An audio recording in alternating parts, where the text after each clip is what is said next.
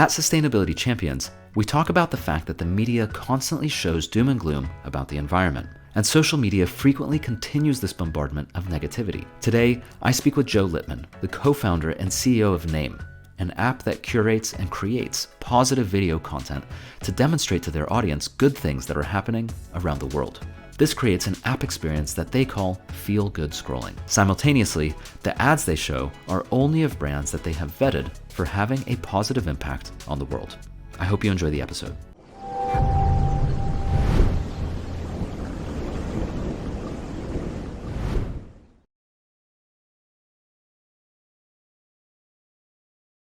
Hey, Joe, thanks so much for joining the Sustainability Champions podcast. It's great to have you on the show. Hi, Daniel. Thank you so much for having me. Of course. And the way I like to start these calls is with a big picture point of view. So what is the elevator pitch for Name App? Yeah, of course. Well, the elevator pitch is daily habits made sustainable. And that is a huge task. But what we're trying to do is we're trying to make it easy for people to do what they do best on a daily basis, but more meaningfully and more sustainably. And the way that we've gone and done that, the avenues that we've explored are videos, content, and shopping. So what we've done is we've recreated the experience that people have online, scrolling through social media and shopping.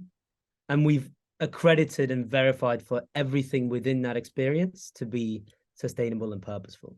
But I can go into a little bit more detail, but that's about it. Yeah, well, thank you. Let's let's go into more detail because I think that's an interesting overview.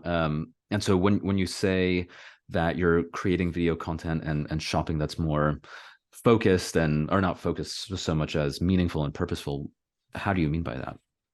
Yeah, so on the video content side of things, what we do is we curate the best that's out there in the format that we know and love. I think that's the key thing on both sides. But if you're discussing the content, is every video has got to be educational, meaningful, purposeful to an extent, but also it has to be engaging. And I think that's some of the problems around sustainability perhaps is that some of the content is just not interesting, or it's too doom and gloom. And I know you're a big advocate of reversing that. Right.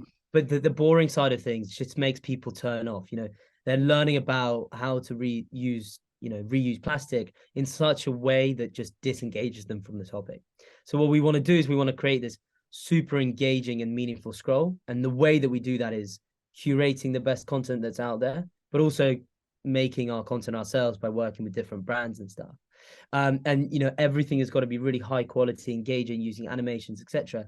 So we really hope that gives people a leeway, a real easy way to engage with these topics. So would you say that Name is a social media platform? Yeah. So we're working on the socialization. It's to be able to be on the same level as some of the other platforms we use is a huge task. But in terms of the feel, it's very similar to TikTok and Instagram Reels, and that's really what we want to do. We want to really emulate and give users the ability to have the same experience, but it's just they know that every time they choose us, it's verified and it's accredited to be sustainable, meaningful, and purposeful. So we've done the work for them in terms of both the content and the format. All they need to do now is switch the habit. And when you say verified and accredited, what does that process look like? Yeah, so on the shopping side of things, we work with different accreditation services. Good on You is a great one, Void and B Corp, to accredit the items in the shop. But on the content side of things, it's obviously a little bit more difficult. We have a list of companies that we've checked and gone and done the research that they are actually who they say they are in terms of educational side. So TED Ed, The Economist, platforms like this, that people trust.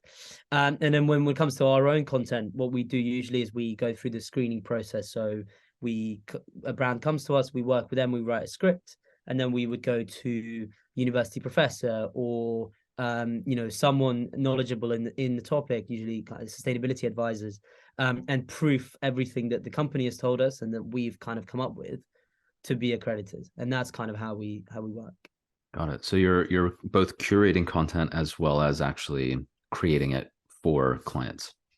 Yeah, correct. And really, the way that we want to go further down the line is to be able to create all of our content, or at least work with a platform of creators that be able to curate this content. But obviously, at this, at the moment, we're trying to get people engaged. It's great to be able to use snippets of The Economist, TED, whatever it is, in order to get people involved. But really, the dream would be to create an ecosystem just like with brands, with creators, whether that be TED, Economist, and other creators involved, social media influencers that really want to create the future of content to be more purposeful, and Mm-hmm. they're really prepared to work within this platform. That's kind of the goal. Gotcha. And on the shopping side, can you tell me a little bit more about how does the shopping side work?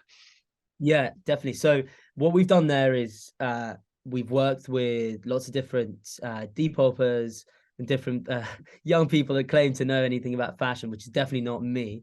They get very vocal about who's better. And what we've done is, we've given them a task to curate the best that's out there, out of the brands that have passed our accreditation. So, as I said, as I mentioned before, working with B Corp, Good on You, Void, and accreditation services like that. We have a pool of companies that pass the initial sustainability screening, and for us and for our users and demographic, we believe that that's good enough, not perfect, but good enough. Mm-hmm. And then what we do is we get people in there that really know their stuff, and they make sure that all the items, whether that be fashion or food and drink or whatever, are the stuff that people actually want. And that's really, again, the key differential point, just like with the content, is we're not just going, here's sustainability, there you go. We're going, we've done the work for you to accredit it, and we've done the work for you to pick out the best that's out there. And so it's not just fashion. The idea is to go on a wide variety of different products and I suppose Yeah. services as well. Yeah, exactly. So, I mean, the goal is really, because our first initial target market is university students in the UK. Mm-hmm. That's kind of where we've been over the last 2 years, and we've really enjoyed traction. And realistically, looking at that market, fashion is great, sustainable fashion is so great, but the amount of people that consume this on a day-to-day basis is not that high, and that's not really even kind of a revenue problem. That's more of an impact problem. Why are we creating a platform for fashion for young people that are only going to buy sort of one garment every month, if that? So, their impact in terms of what translates into their purchases is actually going to be much lower. So what we're doing now is we're really concentrating on the things that young people buy all the time, which is food and drink, especially. And, looking at organizing events, we've got a couple coming up, and, making everything behind the bar, in the food trucks, everything sustainable. And then, really engaging with the audience directly, going, young people spend X amount on food and drinks every week. Can we make a proportion of that through us, through our event, through our partnerships with brands, and therefore, start shifting those habits to be more sustainable? The overall goal, the overall mission is daily habits made sustainable. So looking at the daily habits of whoever we're working with, whichever is a demographic, and seeing how we can just, make those small changes in order to hopefully make a big difference. And how do you know if you're successful? How do you know that that name app is actually making these changes to to people's daily habits? Yeah. So on the platform side of things, in terms of the usage of the app, it's really telling when we can look at data that we've collect and see that an X amount of people of a younger generation have diverted their attention for an X amount of time towards our platform. Mm. And our algorithm is, it's not even in the same conversation as TikTok and Instagram. So to see that transition despite that, and we obviously, incentivize users with different things, but to see that transition is really telling. And then, the easiest way to prove the end goal is, how much revenue are we generating for brands but actually it's how much revenue are we diverting towards sustainable brands. And essentially, that's the whole point, is if you're a normal person and you spend an X amount a year or a month, how much of that revenue can we divert towards sustainability? And that's the judgment of success for us. Yeah, that's cool. That's when I started Sustainability Champions, that was one of my ideals as well, is basically by having a podcast like this and by talking about people who are finding innovative ways to protect and heal the planet, you end up the advertising associated with that and just getting people's names out there allows the diversion of basically people's money and attention from things that are maybe not as impactful to things that are substantially more impactful. And go ahead. Exactly. Yeah, no, I completely agree. And I think, the idea is that through working and, through conversations with you before and through working with different brands, there are so many people within the ecosystem that is sustainability. And it's just about how can we make a credible, verified platform to connect all those people together, and to enable users and people in general to have the same experience they would have elsewhere in a much more sustainable way. I think, everyone talks about right now, you're a massive advocate of this yourself, about, how it's just not that easy to be more sustainable and to be more purposeful with your habits, with your purchases, because realistically, where we spend our time and where we spend our money isn't fit for that purpose. And it's about slowly trying to divert people's attention and spending towards that. And so this idea of feel good scrolling, if we just start with that, feel good scrolling to me sounds like when you're scrolling, you see things that make you feel good and bring happiness. Is that about right?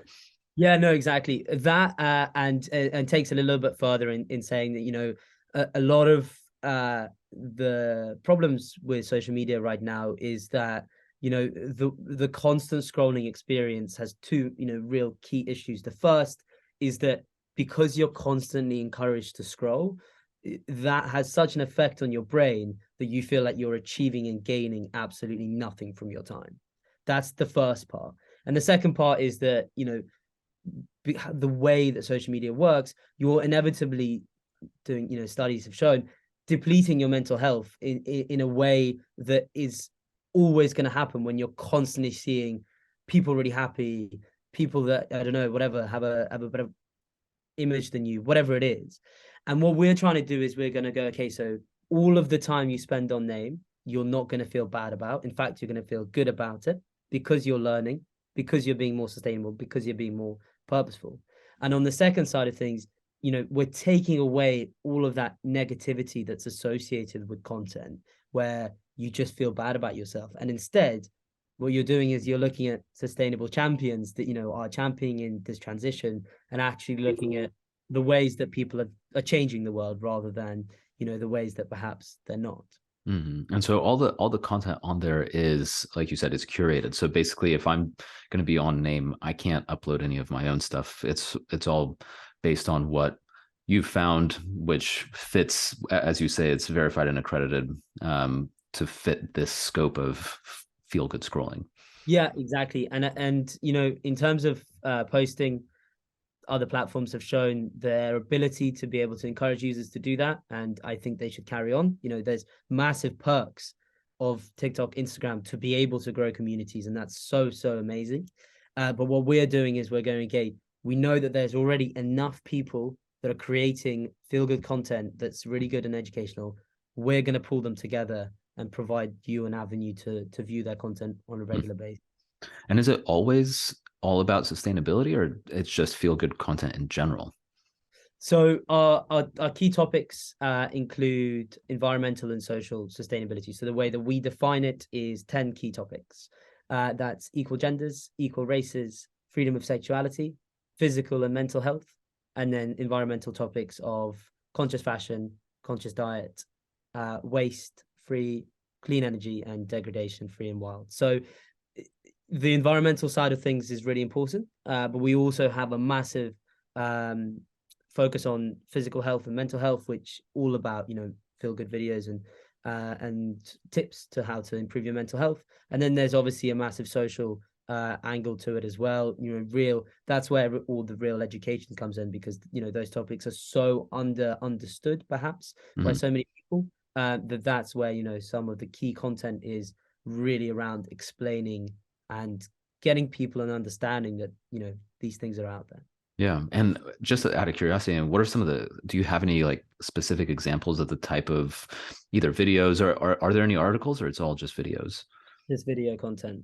And then, so, I mean, what would be some of the videos that, someone who's scrolling through name might see? I mean, what would be, do you have any like examples of titles or anything? Yeah, well, so we did some filming the other day, which was quite funny, and we posted the video, and I got like a couple of messages through being like, Joe, what is going on? Are you lying to me? The title of the video was How to Fly an Electric Plane. And everyone was like, what is going on? And they watched it, and this guy that we filmed with started up a electric plane company, and he actually physically flew an electric plane in this video. And I think it's bringing forward content on the environmental side of things, especially, that is just simply beyond people's imagination, and going, this is already happening. Can we unlock it through a 1 minute, 2 minute video? Mm-hmm. That's cool. That sounds, well, first of all, electric planes are Yeah. fascinating, and we'll see where that goes. But yeah, I mean, that kind of content is amazing because it also demonstrates to people that, like you said, things are happening. People are taking action and finding solutions to some of these huge challenges. Um, and and I think it's really important. Going back to what you were saying earlier about doom and gloom, part of the reason I'm so interested in that is because when you're constantly bombarded by doom and gloom, you start to feel like there's nothing that you can do, or and so you either stop caring entirely, or you just get crazy eco anxiety, and you feel really negative and depressed.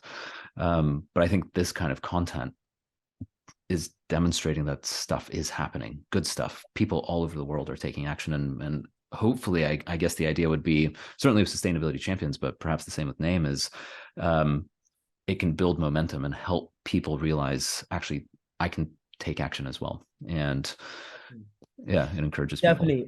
Definitely, and just to really dumb down on that, the whole idea about the platform is so that it's so easy to have that action step. Mm, On social media, whatever, you can watch a really engaging piece of content, but how are you translating that into practice? And actually, our platform is hopefully set up completely with the shopping side of things and the event side of things to be able to action it. So you watch something about a brand that's gone and instead of creating more bottles, they've gone and done sachets full of vodka and gin, and you go, wow, that's really cool. How can I action that? Well, we've got an event coming up that we're using this sachets, or come and have a look at their shop. So really, can we make that experience in terms of purchasing not about can we pull more money out of a person, but can we make it about, if you want to action what you're doing, then please go ahead, and here's the platform for it.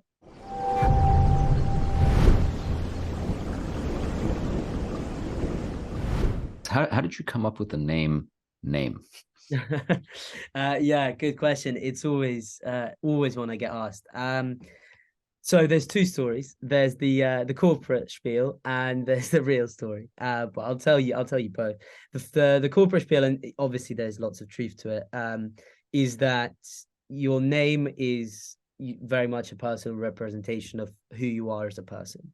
And that's what we want your name as in the app to be, because it needs to be, you need to be proud of your daily habits, and you need to be proud of what you do on a day-to-day basis with your wallet and with your attention.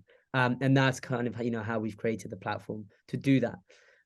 What happened on that journey whilst I was thinking of a name was I couldn't think of a name, and a couple of advisors turned investors in the business at the very start said, look, Joe, like, we need to get something from you that has a presentation of the whole concept, otherwise what's going on. And I'm sitting there, I've done all of the hard slides, market, what we're actually doing, all of it, and I can't think of the first one. I just put name on it because I can't think of anything. And I get an email back from them going, Joe, we've had a thought about it. you're the right person to invest. What we really like is how innovative that title was and how innovative that name was. And I was like, I called them back and said, yeah, that was all me. That's awesome. Yeah, Sometimes, yeah, just not knowing is the best way to go exactly. forward. Exactly. Yeah. Lean into it. And so, when was the moment you realized that this was what you wanted to do? That name was the direction you wanted to take, and put your focus and time into. Yeah. So I've always, for the last, well, I'm 22 now. So for the last kind of 5 years or so, I've been, very keen on sustainability, been vegetarian for the whole time, and just, started really exploring what I can do to help make a world a better place. And when I came to university, which was 2.5 years ago, was, this massive realization and directly in front of me that a lot of people were talking about sustainability. It was on the lips and mouths of, so much of my generation, but no one, not a single person, had any solution to how they were actioning that on a day-to-day basis. And it was so apparent because I was in these conversations in which everyone was like, yeah, like, let's do it, like, this is so cool, like, whatever. And then they would get up in the morning and carry on with their unsustainable habits. So I just, looked at this and I went, this can't be right. We've got to make it so easy for people to be sustainable so that, they can just action what they already have a passion for and already have a demand for. And then we went on this long journey to try and create a product that can do that. And so, do you think that people are? Why do you think people are not actioning these habits? I think genuinely, and I saying this not as just trying to sell the business, but it's entirely because the platforms and the ease of it is just not there. It's, well, if in the moment I'm spurred by a conversation, I go, wow, I really want to change the world. Okay, but what am I doing? How am I actually doing that? And hopefully, name can become a place where when you get that spur of energy, that spur of purpose, you have a direct place to action that, whether that be through watching, your cool video, looking through some items, whatever, going to an event, whatever it is. Can we create that place that directly associate, I'm keen on sustainability, this is where I'm going? And so, when you say habits, I mean, what kind of habits are you referring to? You mentioned vegetarianism. Are there any other habits specifically that you have in mind Myself or for potential users? for potential users in this context? Users. Yeah. So watching video, well, I think it's what we do on a day-to-day basis. So that was, our second realization as a business, going, okay, so we want to change it, but what are we actually changing? What do people do on a day-to-day basis? And our generation, it's watch video, watch content, and shop. And the shopping, consuming happens either online or at different events or shops offline. So it's, can we make it so that viewing content can be made sustainable, Mhm. and inevitably purchasing or interacting with brands, can that be made sustainable as well? Gotcha. Okay, that makes sense. Yeah, because yeah, I suppose that the content habit and the shopping habits, those are two very clear things where there's a lot of opportunity to change things. And as far as education, I mean, you mentioned this with the electric plane example, that's educational. Do you find that it's important to also educate your audience in terms of why you know changing their content consumption habits and their shopping habits is an important thing to Yeah. consider? Yeah, definitely. I mean, I think that's probably our biggest task as a business, in terms of the mountain that we have to climb in order to get people onboarded. The biggest challenge is the education side of things. Yeah. I think, I don't look at a platform going, I don't have a million users, so therefore, it's a failure, because I know that the platform is set up in a way that if everyone right now realized that they should be using it and knew that, this is why you have to use it, people would come. So, we have this middle ground in which we have to convince people.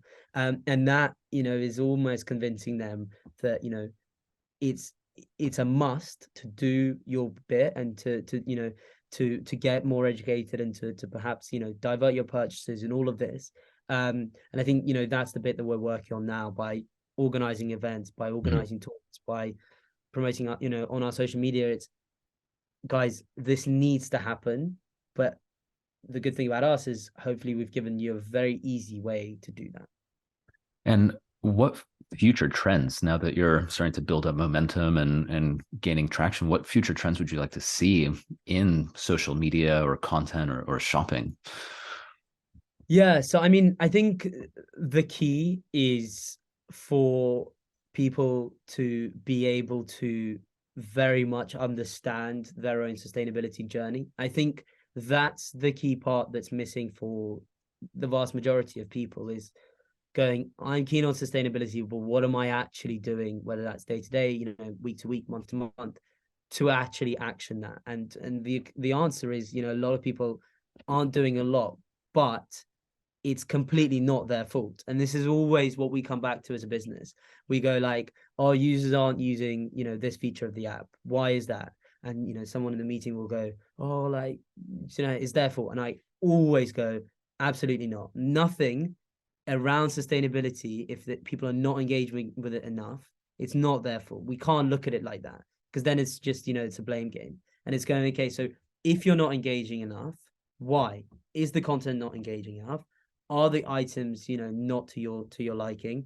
What is it that's preventing you from having that experience? And I think, you know, what I'd love to see that future trend is more and more people understanding their sustainability journey and engaging with it.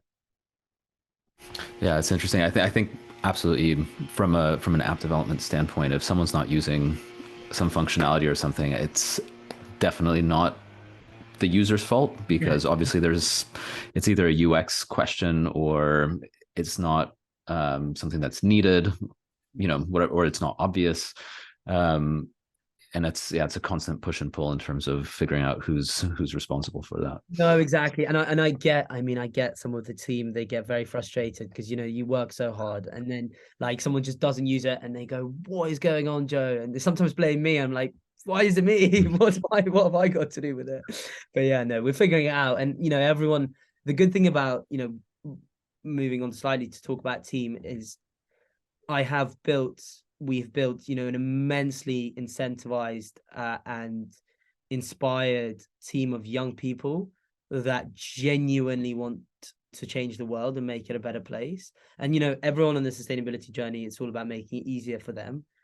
For the people that, you know, we've got working on them, it's actually, you know, how can we make it so hard? Because that's the solutions that they want to fix. They want to fix the things that, you know, no one else thought possible and actually are happening on a day-to-day basis. And it's amazing to work around young people that are really smart and really, you know, interested, that just genuinely want to change the world. And like, I know it sounds like ridiculous, utopian, young thinking, but it's true. Like every conversation, like lots of conversations, team meetings that we have, people are genuinely like, right, I'm going to go away. I'm going to build that feature because that's going to change your daily habit. Because I know that if presented to a million people will, you know, like it and therefore change the world and, you know, change things for the better.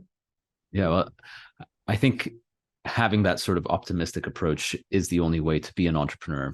Because if you're not optimistic, there's no reason to even start the business in the first place. Because, yeah, I mean, what's the point if you don't believe it's going to happen? If you don't believe you can actually affect change, you know, Exactly. why would you even get started in the first place? So, I think all entrepreneurs are dreamers and yeah they see some form of utopia in their mind and I certainly do and that's what keeps me going and yeah it's I think for a lot of people it may sound a bit like a pipe dream but it's the only way without that it's very difficult to keep going because the entrepreneurial journey is tough I agree. so Couldn't yeah. agree more than that. Yeah, absolutely. And so, on the point of optimism, why does your work make you optimistic? You sort of touched on it, but just to go a little further, I mean, why does your work make you optimistic about the future of the environment? Yeah, definitely. I mean, I think it has to, as with every business that's, you know, client facing, it has to come down to the users and the people using our platform. We did a day last month where, you know, we went out, we stood outside a university library, and we made it really easy for people to buy sustainably, because we basically brought our online shop to life, and we just, you know, put up lots of, chose everything that's under £10, you know, shampoo, chocolate, whatever it is, and went, right, everyone come, watch their videos, hand in your tokens, whatever, get you know, free or cheap stuff. And the amount of conversations that I had with people going, wow, I'm on my way to the library, I'm doing my exams, and you've just given me a way to buy that chocolate bar sustainably or whatever it is. And you've actually just changed my daily habit. Like my day, and therefore my life, has been changed. There it is, done. And, you know, we looked at it and it was like, you know, 200 people, which is, you know, good, but, you know, could be a lot more. And I made a massive point of celebrating that small victory, because it was, guys, we've managed to today, in the space of one day, change 200 people's daily habits. All we've got to do now is continue to do that on a day-to-day basis, and then grow that network. And I think that's what makes me optimistic, is there is no conversation in which people go, oh no, I don't want to do this. You know, everyone is so keen. Is just making it so easy and incentivizing that process to happen, and then suddenly, you know, it's a snowball effect. And just going back to that point of the incentivizing, how are you incentivizing people? Yeah, so that's kind of the, you know, the final element of our platform, and the way it works is, um we've kind of taken the next generation approach when it comes to data and the way that we handle people's data. There's a lot of companies out there already doing this, and we just, you know, joining what we believe is definitely the business model of the future, which is democratizing people's data. And that's, you know, basically every time you are on the platform, in terms of attention, watching videos, shopping, whatever, we obviously, as a company, collect data on you. If that data gets passed on to a brand that we work with, the user is rewarded, and, you know, gets rewarded for that data. So we take a cut, but that data exchange, so if a brand wants to advertise, they pay an amount, most of that revenue goes back to you as the user. And, you know, moving away from this idea of we're exploiting someone else's data, we're simply setting up a data exchange between brand and user, and that's how we incentivize. So if you go on Name and you watch a couple of videos by a couple of different brands, you get either discounts off their products, tokens you can use at events, etc., etc. Wow, that's really cool. Yeah, that's, and I mean, if people are still not comfortable having their data used, is that something they can opt out of? Yeah, exactly. So every data exchange happens through basically some questions, and you can skip the questions if you don't like to participate. Okay. That's awesome. I mean, that's a great way to, yeah, like you said, encourage people. The incentives of that makes it much more fun, I think. Yeah, exactly. And that's kind of the way that we do it. So our daily pick, which is one video per day, that, you know, we encourage people to view, is normally sponsored by a brand. And it's a way, you know, opportunity for you within 1 minute to learn about that brand, and for the brand to obtain a bit more data about their usership, Mhm. and to potentially drive sales. And if you decide to engage in that exchange, then you're rewarded for that accordingly. Okay, so is Name app? So first of all, just so I know how to talk about it, is it Name or Name app or the Name app? Name. Name. Okay. So is Name only currently available in the UK, or people can download it globally? You can download it anywhere that you are. We've actually got an interestingly big build-up of users in Malaysia and South Okay. Korea, which is quite interesting. We looked at the data, and we, you know, lots of people seem to be enjoying it there. But yeah, no, absolutely available everywhere. The prime target is UK university students, just because, you know, that's a demographic that we have access to. But no, absolutely. That's awesome. And so for anyone who wants to learn more about Name, download it, check out what you're working on, and really start changing their sustainable habits, where's the best place for them to go?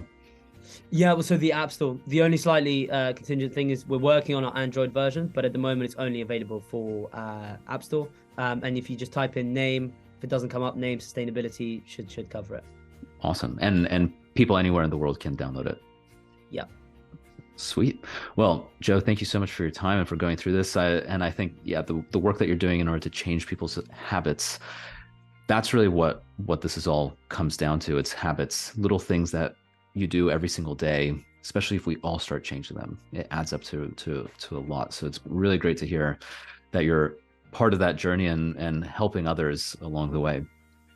No, yeah, thank you so much for having me on, Daniel. I mean, I'm a huge advocate of what you guys are doing in terms of sustainability champions. I think the key goal as to where we want to be, and what you guys have done so well, is growing that audience and Mm. knowing that there are enough people out there. And it almost feels like you guys give us the confidence to know that it's worth building a product, because once we have a product, there is an audience out there for it, and there's enough people out there that are already interested. And if once we get them on, that galvanizes a movement to get everyone on. I think everyone benefits. Thank you so much, Daniel.